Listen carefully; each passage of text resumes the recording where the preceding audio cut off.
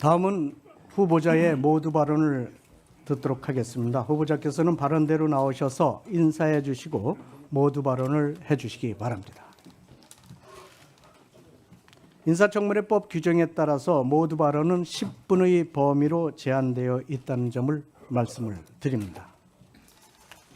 존경하는 이종배 위원장님을 비롯한 인사청문 특위위원님, 바쁘신 의정활동 중에 저의 인사청문회를 위해서 수고를 아끼지 않으신 위원장님과 위원님들께 존경과 감사의 인사를 드립니다.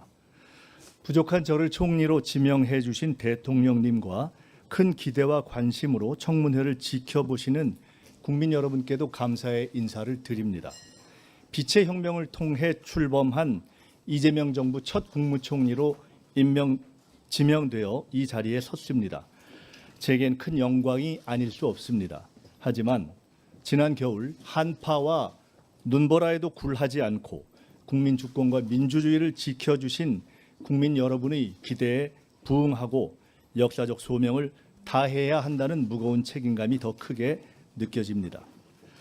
저는 총리로 지명된 이후 지난 20여일 동안 한편으로는 청문회에 성실히 임할 준비를 하면서 다른 한편으로는 새 정부가 어떤 방향과 속도로 일해야 하는지를 고민하고 성찰하는 시간을 가졌습니다.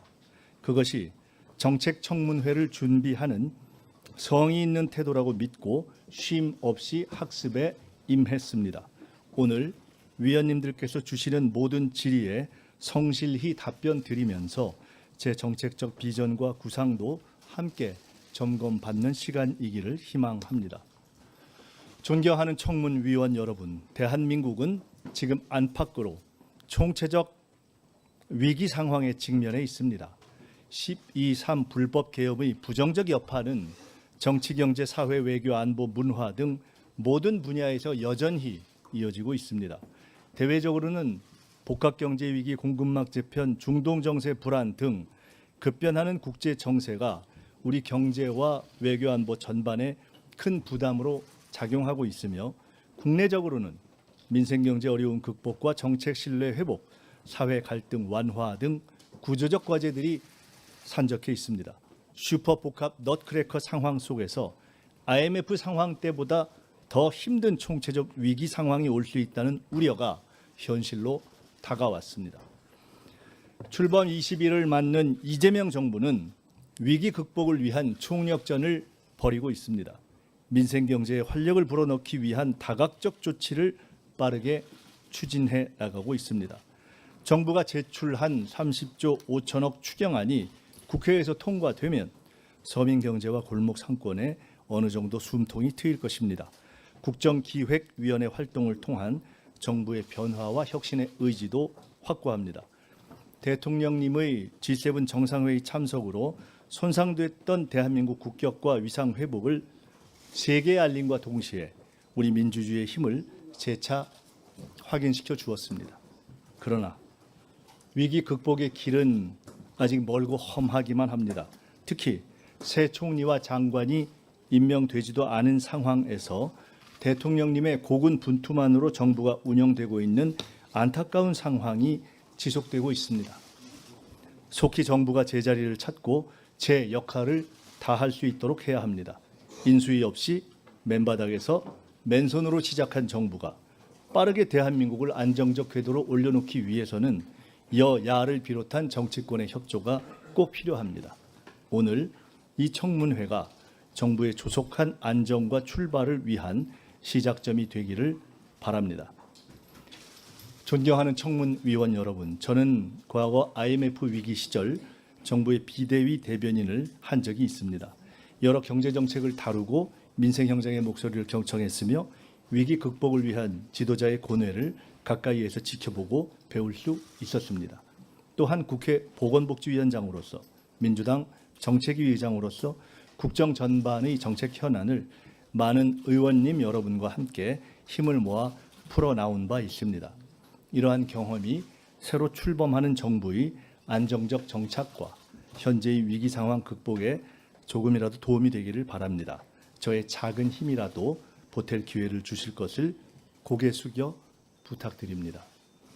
오늘 인사청문회를 통해 제게 국무총리로 일할 기회가 주어진다면 항상 경청하고 소통하는 자세로 그 책임과 의무를 다하기 위해 최선을 다하겠습니다. 정치는 국가의 방향을 제시하고 행정은 국민의 삶을 바꿔야 합니다. 정치와 행정은 동전의 양면이라고 할 수 있습니다. 국무총리는 국가의 정치와 행정을 이끄는 대통령님을 보좌하여 내각을 이끄는 대국민 참모장입니다. 새로운 정부에 부합하는 새로운 모습의 총리가 되고자 합니다. 과거에 머무르지 않고 혁신하는 총리, 의전에 갇히지 않는 실용적 총리, 책상에서만 일하지 않는 현장형 총리, 일방적 지시가 아닌 경청하는 소통형 총리가 되고자 힘쓰겠습니다. 국민을 위한 국정의 방향 또한 제대로 정립해 나갈 것입니다. 첫째, 실기하지 않겠습니다. 향후 100일 동안 실행 가능한 정책들을 속도감 있게 추진하여 지난 정부에서 미흡했던 부분을 바로잡아 나가겠습니다. 국민 살림을 살피고 경기의 활로를 여는 것이 무엇보다 시급합니다. 고물가와 불경기로 어려워진 민생 살리기부터 시작하겠습니다. 둘째, 우선순위를 명확하게 하겠습니다. 현재 우리 앞에 당면한 위기의 실체와 근원이 무엇인지 명확히 파악하고 정확한 진단과 대처를 통해 우선순위에 따른 해결 방안을 모색해 나가겠습니다. 셋째, 대한민국 미래를 위한 성장 동력을 마련하겠습니다. 강력한 규제 혁신, 과감한 투자를 통해 AI, 반도체, 바이오 등 첨단 산업을 육성하고 향후 대한민국의 먹거리를 마련해 나가겠습니다. 넷째, 사회적 대화 모델을 구축해 나가겠습니다. 국민 주권 시대에 걸맞게 국민 참여와 소통의 장을 확대하고 이를 제도화해 나가겠습니다. 존경하는 이종배 위원장님과 위원님 여러분, 이 청문회는 저 한 사람에 대한 자격 검증이자 동시에 새 정부가 국민 앞에 제대로 서기 위한 준비 과정입니다. 국민은 지금 빠르고 유능한 정부, 소통하고 책임지는 정부를 원하고 계십니다. 국가 위에서 충성하겠습니다. 정부 안에서 책임지겠습니다. 국민 곁에서 경청하겠습니다.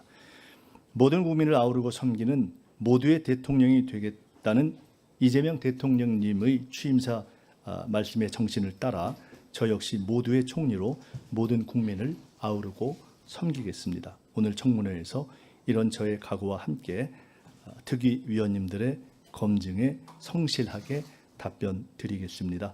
국무총리로 일할 기회가 주어진다면 위원님들께서 주신 정책 제언을 임기 내내 가슴에 새기도록 하겠습니다. 국민 앞에서 늘 낮은 자세로 일하겠습니다. 감사합니다. 네, 수고하셨습니다. 자리에 앉아주시기 바랍니다.